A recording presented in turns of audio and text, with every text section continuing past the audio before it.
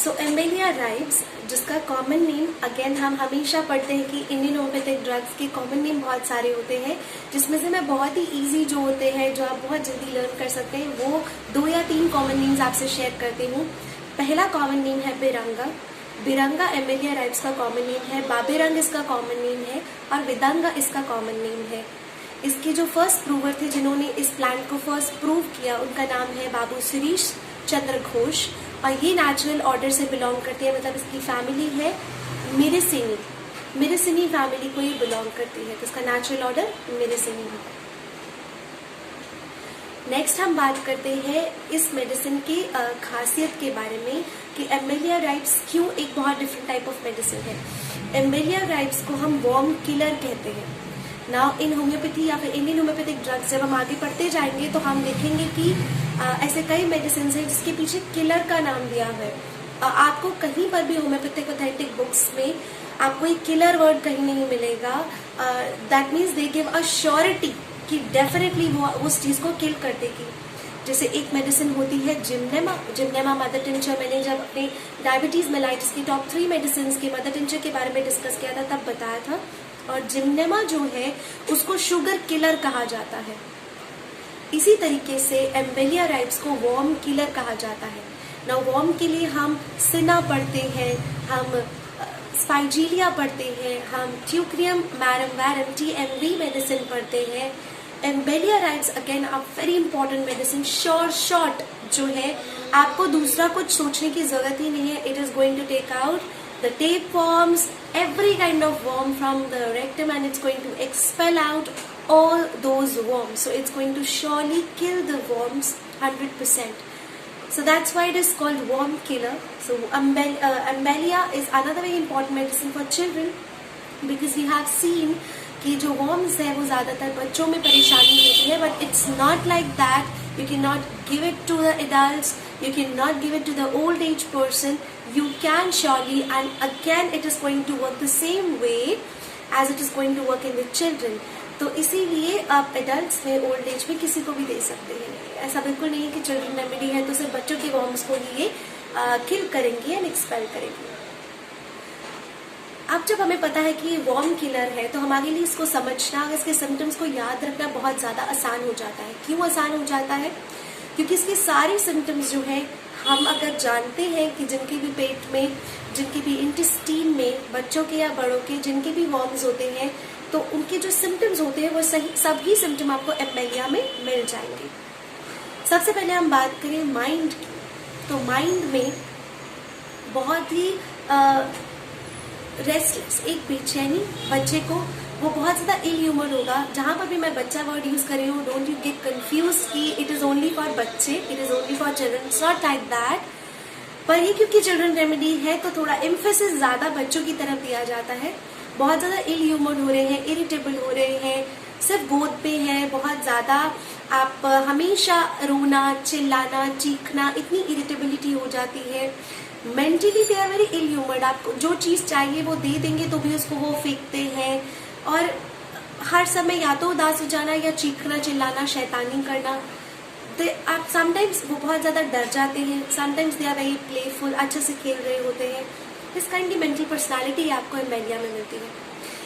Now forgot to give the introduction of embelia. I am sorry, introduction की बात करिए, इस प्लांट के बारे में बात करिए, दैट्स वेरी वेरी नीडेड। ये जो प्लांट है इट्स बेसिकली अ श्रब और ये आपको शेडी प्लेसेस में और मॉइस्ट प्लेसेस में मिलेगी जहाँ पर वाटर कंटेंट होता है। दैट मीन्स ये आपको मिलेगी जहाँ पर धूप नहीं है, शेडी एरियाज में, जहाँ पानी है, मॉइस्ट एरियाज में, up to an altitude of 1500 meters. अगर हम इसके एंशिएंट टाइम से यूज होते हुए थेराप्यूटिक्स के बारे में बात करें, दैट मीन्स ये जो श्रब है इसको किस तरह से थेराप्यूटिकली आज तक यूज करते आए हैं, तो अलग अलग पार्ट्स का अलग यूज है। जिस तरह से मैं आपको बता दूं, जो फ्रूट्स है एम्बेलिया के, फ्रूट्स एक एंटीबैक्टीरियल एक्टिविटी शो करते हैं, specially antibacterial activity against staphylococcus aureus and the next one is E coli and staphylococcus aureus के अगेंस्ट इसकी बहुत अच्छी एंटीबैक्टीरियल एक्टिविटी होती है। Earlier it was like the infusion of the roots, मतलब रूट्स को जो है वो पानी में डालकर बॉईल करना और जड़ों को जो इन्फ्यूजन, एक डिकॉक्शन जैसा प्रिपेयर करते थे, उससे कफ और डायरिया दोनों ठीक होता था, उसका ट्रीटमेंट किया जाता था. Now as we know it is a worm killer, so how it was used in ancient times to remove the tapeworms or other kind of worms. जो फ्रूट है उसका पाउडर बनाकर उसको मिल्क के साथ दिया जाता था एंड उसके ऊपर कोई पर्जेटिव कोई लैक्सेटिव दिया जाता था ताकि मोशंस अच्छे से पास हो जाए.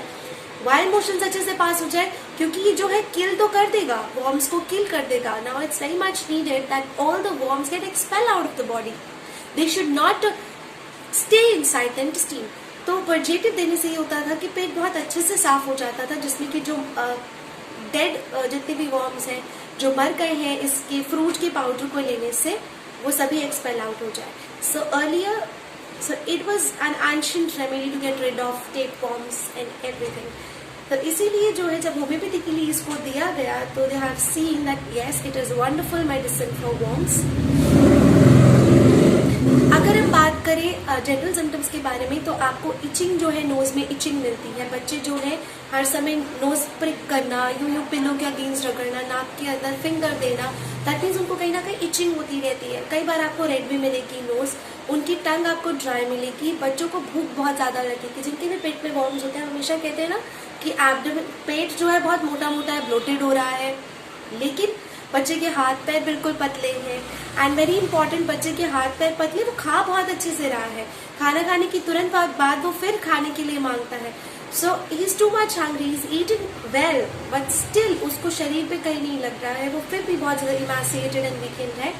तो हम समझ जाते हैं कि कहीं ना कहीं इस बच्चे के पेट में जो है वर्म्स है that are actually acting like parasites and they are not helping the child to grow well. पेट में जो है बहुत ज्यादा गैस बनना, पेट ठीक नहीं रहना, कभी उल्टी जैसा मन हो जाना, खाना खाने के बाद तुरंत उल्टी कर देना, बच्चों को बहुत अच्छे से भूख लगती है बट स्टिल वो चीज हजम नहीं हो पाना, रेक्टम में या फिर एनल रीजन पे लैट्रिन के रास्ते रेडनेस होना, इचिंग होना वर्म्स का एक बहुत ही कॉमन इंडिकेशन है. जो हम पहले से जिनके भी घर में बच्चे हैं दे मस्ट न्यू दैट कि इस तरह से सिम्टम्स आते हैं, बच्चे बहुत इरिटेबल हो जाते हैं, they cry, they shriek due to that itching because they can not control that, they can not do that. तो इसलिए उस इचिंग को कंट्रोल करने के लिए embelia is wonderful medicine. Again undigested stool with worms, और वर्म्स कई बार जो है स्टूल एग्जामिनेशन में वर्म्स दिख रहे हैं या अनडाइजेस्टेड स्टूल बिल्कुल ऐसे ही निकल रहा है, मोशन इस तरीके से पास हो रहे हैं. It is the medicine which is called worm killer. It's also called cremagna. Cremagna का मतलब ही होता है killer of worms. बच्चा जो है या पेशेंट जो है उसकी नींद कैसी होगी, उसकी नींद होती है they are like shrieking.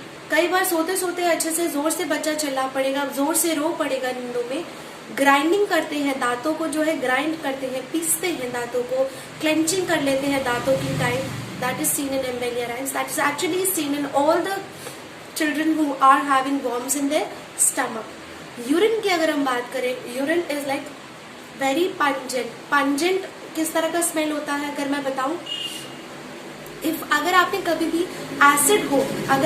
Acid को थोड़ा सा स्मेल किया है, हाइड्रोक्लोरिक एसिड या सल्फ्यूरिक एसिड, तो उसकी पंजेंट स्मेल होती है. वो पंजेंट स्मेल को वो उस तरह की स्मेल या ब्लडी यूरिन अगर आ रहा है, embelia ribes is another very important medicine.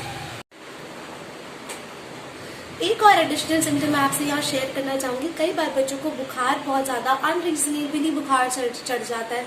कई बार बच्चों को थकावट बहुत ज्यादा हो रही होती है, तब बुखार चढ़ जाता है without any reason. Transformation of the weather हुआ तो उनको बुखार जल्दी चढ़ जाता है. What happens actually is Embelia ribes में अगर आपके बच्चे को वर्म्स हैं और ये सभी प्रॉब्लम्स में से काफी सारे सिम्टम्स मैच करें और आपके बच्चे को सुबह सुबह बुखार चढ़ जाता है मॉर्निंग में ही, और सीधा 100 के ऊपर 100 डिग्री फ़ारेनहाइट से ऊपर अगर बच्चे को बुखार चढ़ जाता है, it comes down in few hours.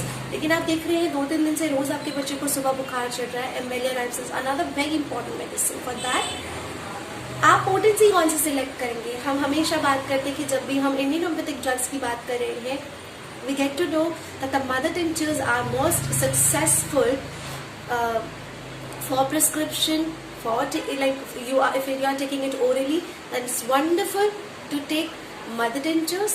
But sometimes what happens, the actual medicine is your selection. It's point to point matching with your case, but mother tincture is not working well. If it is not working well, and if you have seen that your symptoms are all from Embelia Ribes, and you have taken mother tincture, it's not giving you that wonderful result, do not change the medicine at once. Please try to increase the potency one step higher. एक step higher आप potency को लेकर जाइए. आप एकदम से उस medicine को change नहीं कीजिए. Because अगर आपको लगता है कि symptoms सारे match करते, तो why to change that medicine? You go for 3x, you go for 6x, and the best part is, if the mother tincture is not working well, you go for 30 potency. Don't search for 3x and 6x. If you are not finding it, आप 30C potency लीजिए, and you will get the benefit out of it.